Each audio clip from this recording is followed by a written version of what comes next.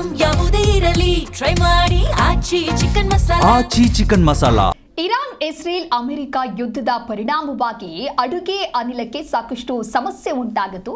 ಆದರೆ ಈಗ ಅಡುಗೆ ಅನಿಲ ಅಭಾವಕ್ಕೆ ಸುಲಭ ಪರಿಹಾರವನ್ನ ಕಂಡುಕೊಂಡಿದ್ದಾರೆ. ವಾಣಿಜ್ಯ ಇಂಡಕ್ಷನ್ ಮೂಲಕ ಹೋಟೆಲ್ ಅನ್ನ ನಡೆಸಲಾಗ್ತಾ ಇದೆ. 60% ಕಡಿಮೆ ಖರ್ಚಿನಲ್ಲಿ ಹೋಟೆಲ್ ಅನ್ನ ನಡೆಸಿ ಚಂದ್ರಮೌಳಿ ಅವರಿಂದ ಈ ರೀತಿಯಾದಂತಹ ವಿನೂತನ ಕಾರ್ಯವನ್ನ ಮಾಡಲಾಗಿದೆ. ವಾಣಿಜ್ಯ ಇಂಡಕ್ಷನ್ ಮೂಲಕವಾಗಿ ನಿರಂತರವಾದಂತಹ ಆಹಾರ ತಯಾರಿಯನ್ನು ಮಾಡ್ತಾ ಇದ್ದಾರೆ. ಲಾರ್ಮನ್ ಕಿಚನ್ ಎಂಕ್ಯುಮೆಂಟ್ ಪ್ರೈವೇಟ್ ಲಿಮಿಟೆಡ್ ಕಂಪನಿಯಿಂದ ಆಗಿರುವಂತಹ ವಿನೂತನ ಪ್ರಯತ್ನ ಇದು. ಇದರಿಂದಾಗಿ ಇಂಧನ ಉಳಿತಾಯವಾಗುತ್ತೆ, ಪರಿಸರ ಸ್ನೇಹಿಯಾಗಿ ಕೆಲಸ ಮಾಡಬಹುದು ಅನ್ನೋದಾಗಿಯೂ ಕೂಡ ಚಂದ್ರಮೌಳಿ ಅವರು ತಿಳಿಸಿದ್ದಾರೆ. ಚಂದ್ರಮೌಳಿ ಅವರಿಂದ ಮಾಡಿರುವಂತಹ ವಿನೂತನ ಕಾರ್ಯ ಇದು. ಸದ್ಯ ಮಧ್ಯಪ್ರಾಚ್ಯದಲ್ಲಿ ಆಗ್ತಾ ಇರುವಂತಹ ಸಂಘರ್ಷದಿಂದಾಗಿ ಯಾವ ರೀತಿಯಾಗಿ ಅಡುಗೆ ಅನಿಲ ಅಭಾವ ಎದುರಾಯಿತು ಅನ್ನೋದು ಗೊತ್ತೇ ಇದೆ. ಸಾಕಷ್ಟು ಹೋಟೆಲ್ ಉದ್ಯಮಕ್ಕೂ ಕೂಡ ಇದು ಭಾರಿ ಎಫೆಕ್ಟ್ ಆಗಿತ್ತು. ಈ ಬೆನ್ನಲ್ಲೇ ವಾಣಿಜ್ಯ ಇಂಡಕ್ಷನ್ ಮೂಲಕ ಹೋಟೆಲ್ ಅನ್ನ ನಡೆಸಿದ್ದಾರೆ. ಅಂದ್ರೆ 60% ಕಡಿಮೆ ಖರ್ಚಿನಲ್ಲಿ ಹೋಟೆಲ್ ಅನ್ನ ನಡೆಸಿದ್ದಾರೆ. ಚಂದ್ರಮೌಳಿ ಅವರಿಂದ ಈ ರೀತಿಯಾದಂತಹ ವಿನೂತನ ಕಾರ್ಯವನ್ನ ಮಾಡಲಾಗಿದೆ.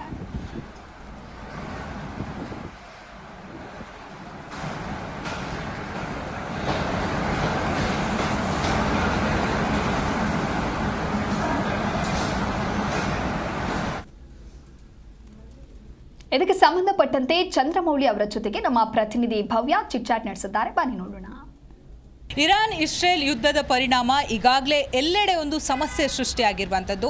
ಅದರಲ್ಲೂ ಹೋಟೆಲ್ಗಳು ಸಂಪೂರ್ಣವಾಗಿ ಅರ್ಧಕ್ಕರ್ಧಷ್ಟು ಮುಚ್ಚಿ ಹೋಗಿವೆ. ಮಾಲೀಕರು ಕೂಡ ಬಹಳಷ್ಟು ಒಂದು ಸಂಕಷ್ಟಕ ಪರಿಸ್ಥಿತಿಯಲ್ಲಿರುವಂಥದ್ದು.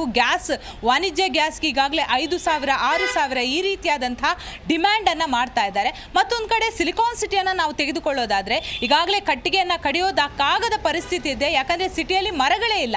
ಹಾಗಾಗಿ ಯಾವ ರೀತಿ ಇದಕ್ಕೆ ಸೊಲ್ಯೂಷನನ್ನು ಹುಡುಕ್ಬೋದು ಅನ್ನೋದಕ್ಕೆ ಈಗಾಗಲೇ ಲಾರ್ಮನ್ ಕಂಪನಿಯವರು ಒಂದು ಯೋಚನೆ ಮಾಡಿದ್ದಾರೆ. ಬನ್ನಿ, ಅವ್ರು ನಮ್ಮ ಜೊತೆ ಇದ್ದಾರೆ. ಸರ್, ನಿಜಕ್ಕೂ ಹೆಮ್ಮೆ ಅನಿಸುತ್ತೆ. ಯಾಕಂದರೆ ಎಲ್ಲ ಕಡೆ ಗ್ಯಾಸ್ ಸಮಸ್ಯೆ ಸೃಷ್ಟಿಯಾಗಿದೆ. ಸೊ ಈಗ ನೀವು ಮುಂದೆ ಬಂದು ಈ ಬಿಕ್ಕಟ್ಟನ್ನ ಪರಿಸ್ಥಿತಿಯನ್ನು ನಿವಾರಣೆ ಮಾಡೋದಕ್ಕೆ ಮುಂದಾಗಿದ್ದೀರಾ. ಅದರಲ್ಲೂ ಕೂಡ ನಮ್ಮ ಮತ್ತೆ ಲಾಕ್ಡೌನ್ ಆಗೋ ಪರಿಸ್ಥಿತಿ ಕೂಡ ನಿರ್ಮಾಣ ಆಗಿರುವಂಥದ್ದು. ನಿಮ್ಮ ಸೊಲ್ಯೂಷನ್ ಏನು ಸರ್?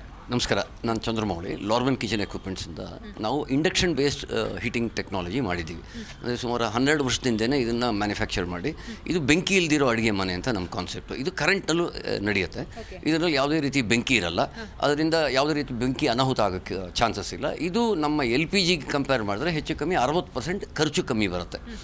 ಅದೇ ಥರ ಇದು ಯಾವುದೇ ಥರದ ಟಾಕ್ಸಿಕ್ ಗ್ಯಾಸಸ್ ಎಮಿಷನ್ ಇಲ್ಲ. ಇವಾಗ LPG ಉರಿಸಿದಾಗ ನಾವು 1 kg LPG ಉರಿಸಿದಾಗ 2.5 kg carbon dioxide release ಮಾಡ್ತೀವಿ ಆಚೆ. ಬಟ್ ಇದರಲ್ಲಿ ಯಾವುದೇ ರೀತಿ ಕಾರ್ಬನ್ ಎಮಿಷನ್ಸ್ ಇಲ್ಲ. ಆಮೇಲೆ ಬೆಂಕಿ ಅನಾಹುತ ಆಗೋಕ್ಕೆ ಚಾನ್ಸಸ್ ಇಲ್ಲ. ಸರ್, ಈಗಾಗಲೇ ಬಿಕ್ಕಟ್ಟಿನ ಪರಿಸ್ಥಿತಿ ಬಹಳಷ್ಟಿದೆ. ಇದಕ್ಕೊಂದು ಚಾರ್ಜ್ ಎಷ್ಟಿರುತ್ತೆ ಸರ್? ಮಾಲೀಕರು ಯಾವ ರೀತಿಯಾದಂಥ ಫುಡ್ಗಳನ್ನು ಪ್ರಿಪೇರ್ ಮಾಡ್ಬೋದು? ಹೋಟೆಲ್ ಅಂದರೆ ವೆರೈಟಿ ಆಫ್ ಫುಡ್ ಇದೆ ಸರ್. ಈ ಸ್ಟವ್ವಿಂದ ಎಷ್ಟೆಲ್ಲ ಫುಡ್ಗಳನ್ನು ನಾವು ರೆಡಿ ಮಾಡ್ಬೋದು ಸರ್? ಇದರಲ್ಲಿ ಎಲ್ಲ ರೀತಿ ಫುಡ್ಡನ್ನು ಅಡುಗೆ ಮಾಡ್ಕೋಬೋದು. ನಾವು ಈಗ ಒಂದು ಸ್ಟೀಲ್ ಕಂಪನಿಗೆ 40,000 ಜನಕ್ಕೆ ಅಡುಗೆ ಮಾಡುವಂಥ ಕಂಪ್ಲೀಟ್ ಕಿಚನ್ ಅರ್ಧ ಎಕರೆನಲ್ಲಿ ಮಾಡಿದ್ದೀವಿ. ಅಲ್ಲಿ ಒಂದು ಹೊತ್ತಿಗೆ 40,000 ಜನಕ್ಕೆ ಮಾಡ್ತಾರೆ. ಇಲ್ಲಿ ಸುಮಾರು ಹೋಟೆಲ್ಸ್ಗೂ ಕೊಟ್ಟಿದ್ದೀವಿ. ಇದರಲ್ಲಿ ಎಲ್ಲ ರೀತಿ ಅಡುಗೆನೂ ಮಾಡ್ಕೋಬೋದು. ಇದರಲ್ಲಿ ಲಿಮಿಟೇಷನ್ಸ್ ಏನೂ ಇಲ್ಲವೇ ಇಲ್ಲ. ಆದರೆ ಇವಾಗ LPGನಲ್ಲಿ ಅವರಿಗೆ 100 ರೂಪಾಯಿ ಖರ್ಚಾಗ್ತಿದೆ ಅಂದರೆ ಇದರಲ್ಲಿ 40 ರೂಪಾಯಿ ಖರ್ಚು ಬರುತ್ತೆ. 60 ರೂಪಾಯಿ ಅವ್ರಿಗೆ ಉಳಿತಾಯನೂ ಆಗುತ್ತೆ. ಸರ್, ನಿಜಕ್ಕೂ ಇದು ಒಳ್ಳೆ ಕಾನ್ಸೆಪ್ಟು. ಎಲ್ಲೋ ಒಂದು ಕಡೆ ಲಾಕ್ಡೌನ್ ಮಾಡೋದಕ್ಕೆ ಹೊರಟಿದ್ದಾರೆ. ಯಾಕಂದರೆ ಹೋಟೆಲ್ಗೆ ಬಹಳಷ್ಟು ಜನ ಡಿಪೆಂಡ್ ಆಗಿದ್ದಾರೆ ಸರ್. ಬೆಂಗಳೂರಂತಹ ಸಿಟಿಯಲ್ಲಿ ಬಹಳಷ್ಟು ಜನ PGಯಲ್ಲಿ ಇರುವಂಥದ್ದು, ಬ್ಯಾಚುಲರ್ ಲೈಫ್ ಲೀಡ್ ಮಾಡುವಂಥದ್ದು. ಈ ಸಂದರ್ಭದಲ್ಲಿ ಜನರಿಗೆ ಇದು ಎಷ್ಟು ಹೆಲ್ಪ್ ಆಗುತ್ತೆ ಸರ್? ಇದು ಬಂದ್ಬಿಟ್ಟು ಇವಾಗ ಹೋಟೆಲ್ ಮಾಲೀಕರು ಸುಮಾರು ಜನ ಹೋಟೆಲ್ನ ಕ್ಲೋಸ್ ಮಾಡಿದ್ದಾರೆ LPG ಇಲ್ಲ ಅಂತ.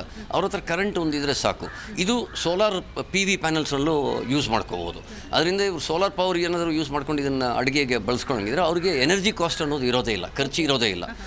ಅದು ಇನ್ನೂ ಎಕೋ ಫ್ರೆಂಡ್ಲಿ ಆಗುತ್ತೆ. ಪರಿಸರಕ್ಕೂ ಪ್ರಿಯರಾಗಿರ್ತೀವಿ. ಅಟ್ ದ ಸೇಮ್ ಟೈಮ್ ನಮ್ಗೆ ಯಾವುದೇ ರೀತಿ ಅನಾಹುತನೂ ಆಗಲ್ಲ. ಅದರಿಂದ ಅಲ್ಲಿ ಕೆಲಸ ಮಾಡೋರ್ಗೂ ವಾತಾವರಣ ಚೆನ್ನಾಗಿರುತ್ತೆ. ಈ ಕಡೆ ನಮಗೆ ಲಾಭನೂ ಬರುತ್ತೆ. ನಾವು ಇಂಡಿಯನ್ ಮ್ಯಾನುಫ್ಯಾಕ್ಚರ್ ಇರೋದ್ರಿಂದ ನಾವು ಯಾವುದೇ ಇಂಪೋರ್ಟ್ ಮಾಡ್ತಾ ಇಲ್ಲ. ನಾವು ಕಂಪ್ಲೀಟಾಗಿ R&D ಮಾಡಿ ಡೆವಲಪ್ ಮಾಡಿ 2012ರಲ್ಲಿ ಈ ಪ್ರಾಡಕ್ಟ್ನ ಲಾಂಚ್ ಮಾಡಿದ್ದೀವಿ. ಹೆಚ್ಚು ಕಮ್ಮಿ 4,000 ಕಸ್ಟಮರ್ಸ್ ಅಕ್ರಾಸ್ ಇಂಡಿಯಾ ಇದ್ದಾರೆ ನಮ್ಗೆ ಆಲ್ರೆಡಿ. ಈಗ ಬೇಡಿಕೆ ತುಂಬ ಜಾಸ್ತಿ ಬಂದಿದೆ. 10x 20x ವರೆಗೂ ಹೋಗ್ಬಿಟ್ಟಿದೆ ಈಗ ಈ ಕೊರತೆ ಬಂದಿರೋದ್ರಿಂದ. ಸರ್, ಕರೆಂಟ್ ಇಲ್ಲದೆ ಯಾವ ರೀತಿ ಇದನ್ನು ಉಪಯೋಗಿಸ್ಬೋದು? ಅಥವಾ ಕರೆಂಟ್ ಚಾರ್ಜ್ ಬೇಕಾ ಸರ್? ಹೇಗೆ? ಈಗ ಬಹಳಷ್ಟು ಜನಕ್ಕೆ ಗೊಂದಲ ಇರುತ್ತೆ. ಇದು ಕರೆಂಟಿಗೆ ನಮ್ಗೆ ಯಾವುದೇ ರೀತಿಯಾದಂತಹ ಸಮಸ್ಯೆ ನಮ್ಮ ಕರ್ನಾಟಕದಲ್ಲಿ ಇಲ್ಲ. ಹೇಗೆ ಇದು ಕಾರ್ಯನಿರ್ವಹಿಸುತ್ತೆ ಸರ್?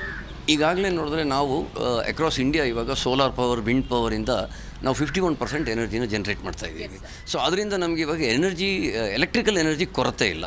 ಇವಾಗ ಇದೊಂದು ಒಳ್ಳೆಯ ಅವಕಾಶ. ನಾವು ಬಂದ್ಬಿಟ್ಟು ಬೇರೆ ಕಡೆಯಿಂದ ನಾವು ಫಾಸಿಲ್ ಫ್ಯೂಲ್ಸ್ನ ತಗೊಂಬಂದು ಇಲ್ಲಿ ನಾವು ಖರ್ಚು ಮಾಡೋದಕ್ಕಿಂತ ನಮ್ಮ ಹತ್ರ ಇರೋ ಎಲೆಕ್ಟ್ರಿಸಿಟಿನೇ ಬಳಸ್ಕೊಂಡು ನಾವು ಇದನ್ನು ಕಮರ್ಷಿಯಲಿ ಯೂಸ್ ಮಾಡ್ಕೊಳ್ಳೋಕ್ಕಾಗತ್ತೆ. ಜನರಿಗೆ ಏನು ಹೇಳ್ತೀರಾ ಸರ್? ಬದಲಾಗಿ ಇದು ಕರೆಕ್ಟ್ ಟೈಮ್ ನಿಮ್ಮ ಡಿಸಿಷನ್ಸ್ ಚೇಂಜ್ ಮಾಡ್ಕೊಳ್ಳೋಕ್ಕೆ. LPGಯಿಂದ ಆಚೆ ಬರೋಣ, ನಾವು ಪರಿಸರ ಪ್ರೇಮಿಯಾಗಿ ಉಳಿಯೋಣ. ಓಕೆ, ಎಸ್, ನೋಡಿದ್ರಲ್ಲ, ನಿಜಕ್ಕೂ ಹ್ಯಾಟ್ಸ್ ಆಫ್ ಹೇಳಬೇಕು. ಯಾಕಂದರೆ ಪರಿಸರಕ್ಕೆ ಬಹಳಷ್ಟು ಹತ್ತಿರ ಆಗುವ ರೀತಿಯಲ್ಲಿ ಇವರೊಂದು ಒಳ್ಳೆಯ ರೀತಿಯಾದಂತಹ ಕಾನ್ಸೆಪ್ಟನ್ನು ತಂದಿದ್ದಾರೆ. ಯಾಕಂದರೆ ಈಗಾಗಲೇ ನಾವು ಕೋವಿಡ್ ಸಂದರ್ಭದಲ್ಲಿ ಎದುರಿಸಿರುವಂತಹ ಬಿಕ್ಕಟ್ಟನ್ನು ಮತ್ತೆ ಎದುರಿಸುವಂತಹ ಸಾಧ್ಯತೆ ಕೂಡ ಇರುವಂಥದ್ದು. ಯಾಕಂದರೆ ಯುದ್ಧ ನಿಂತಿಲ್ಲ, ಒಂದು ಕಡೆ ಸಮಸ್ಯೆಗಳು ಒಂದಲ್ಲ ಒಂದು ರೀತಿಯಾಗಿ ಉಲ್ಬಣಾಗುತ್ತೆ. ಇದರ ಮಧ್ಯೆ ಹೋಟೆಲ್ ಮಾಲೀಕರಿಗೆ ಆಗಿರ್ಬೋದು, ಜನಸಾಮಾನ್ಯರಿಗೆ ತೊಂದರೆ ಆಗಬಾರ್ದು ಅನ್ನೋ ನಿಟ್ಟಿನಲ್ಲಿ ಈ ರೀತಿಯಾದಂತಹ ಒಂದು ಯೋಜನೆಯನ್ನು ಜಾರಿಗೆ ತಂದಿದ್ದಾರೆ. ನಿಜಕ್ಕೂ ಇವರಿಗೆ ಹ್ಯಾಟ್ಸ್ ಆಫ್ ಹೇಳಲೇಬೇಕು. ಬೆಂಗಳೂರಿಂದ ಕ್ಯಾಮ್ರಾ ಪರ್ಸನ್ ನಾಗರಾಜ್ ಜೊತೆ ಭವ್ಯ ಸುನಿಲ್, ಜಿ ಕನ್ನಡ ನ್ಯೂಸ್.